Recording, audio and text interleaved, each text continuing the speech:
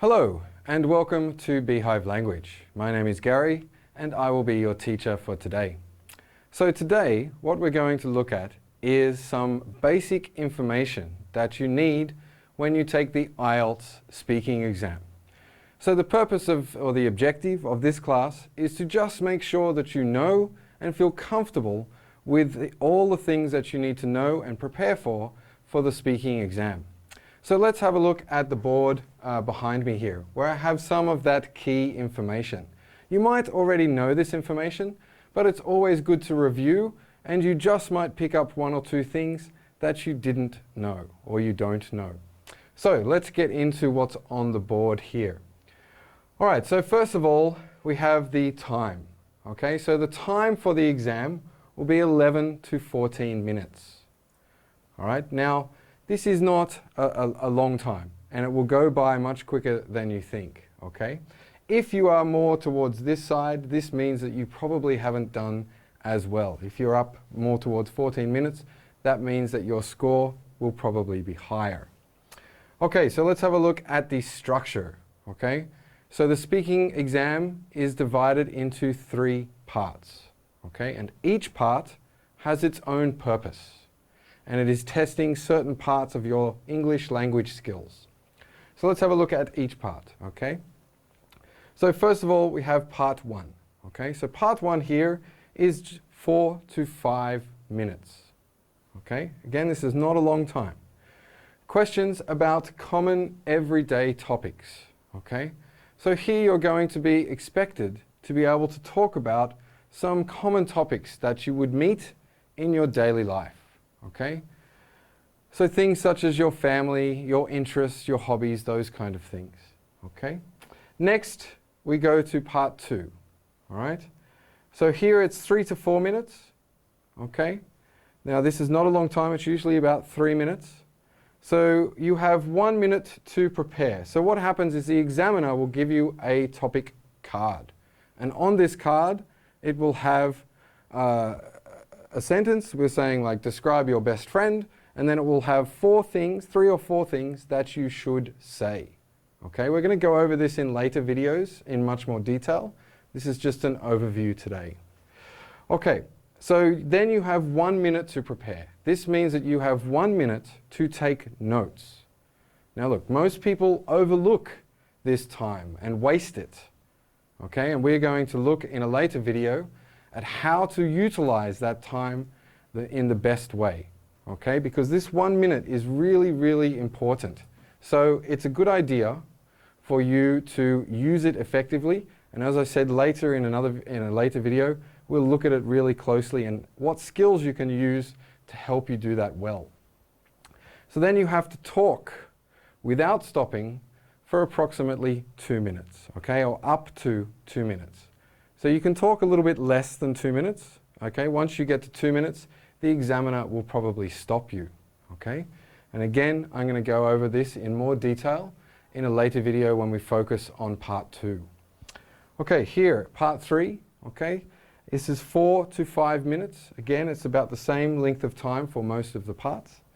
All right, so this is abstract questions based on part 2. So for part 2, you will get a topic. So say your topic is education.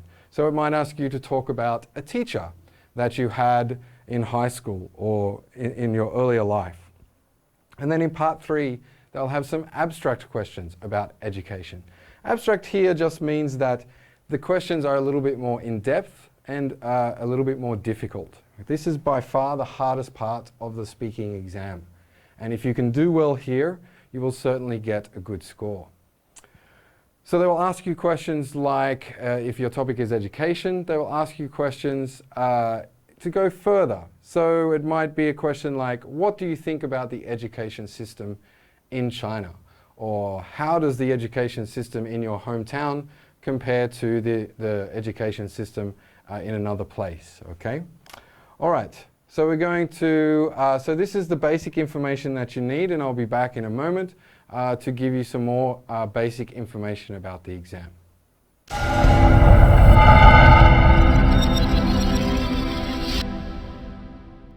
Welcome back to Beehive Language. So let's continue on with our lesson about some basic information regarding the IELTS speaking exam. So before we talked about the parts of the exam, and here we're talking about the assessment, or how you are going to be assessed on your English speaking skills during the exam. It's really, really important that you understand exactly what the examiner is looking for. You can't just speak English and go, "Ah, that's good enough." It's not good enough, okay? So you need to show these things. So let's go over them one by one, okay? First we have fluency and coherence. All right, so fluency just means your ability to talk, okay? How you can talk, if you can talk easily, okay? And your coherence means, can I understand what you're talking about, okay?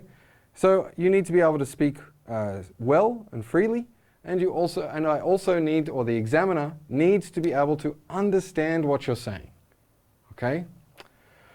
All right, so let's have a look here at fluency, first of all. Okay, so when we're talking about fluency, things that will go against you in the examiner's mind are things like hesitations. So this is where you pause or you stop for a short time. Maybe you're searching for a word that you want to say, or maybe you're trying to remember how to pronounce a word. So look, in this situation, I suggest you quickly change, okay? You can't go, it doesn't help you and will affect your score, okay? Next we have repetition, okay? So this means that you repeat yourself too many times, okay? Some amount of, or a certain amount of repetition is acceptable, but you can't repeat the same words, the same phrases over and over again. You need to show some flexibility, or show that you know different ways to say different things. All right, self-correction, okay? Now look, this is a question that I often get asked. Can I correct myself if I know I made a mistake? Okay? Yes, to a certain degree, okay? You don't want to be correcting yourself every single sentence because the examiner is going to go crazy. So, if you know that you made a mistake, you can correct yourself. But when you correct yourself, for example, a lot of my students make mistakes with he and she, okay? So they'll be telling a story, they'll say, "Oh, my sister was playing with my brother, and she," and if you correct in this way, this is fine because you've done it quickly. You haven't gone back to the start of the sentence and repeated the whole thing just to correct that mistake. You have to do it quickly. Otherwise, I would suggest that you just move on, okay? But you can correct yourself, but just remember that moderation, okay? Moderation is the key there. All right, here we have speaking too quickly. All right, now this is a problem usually related to being nervous. Okay, people go into the exam and they are nervous, and so this is what usually happens. Today I want to talk about this and that and all these things, and so you end up sounding crazy, and it doesn't come out of your mouth fluently, and it's certainly not coherent, okay? So speaking too quickly is not good because it's hard for the person or the examiner to understand what you're saying. All right, short answers. Okay, this is another bad thing that often happens in the IELTS exam, especially in part one. People think, oh, part one is easy. It's just simple questions. That's true. But if they ask you, for example, a question like, do you live in a large or a small family? You can't just answer, small family. It's not good enough, okay? My primary school students could answer with that answer. You need to show that you are ready to go to university in a foreign country. So you need to show that you can make good answers or longer answers, okay? Certainly never just say yes or no. You have to expand. Okay, next let's have a look at coherence. Okay, so this is, can I understand you? Now look, one of the biggest problems that students, or the biggest mistakes that students make during the IELTS exam, they do not answer the question. Okay, you have to answer the question that you're being asked. You can ask the examiner to repeat the question if you are unsure. And if you are not sure, I strongly suggest that you do that. Okay, you have to answer the question that's being asked.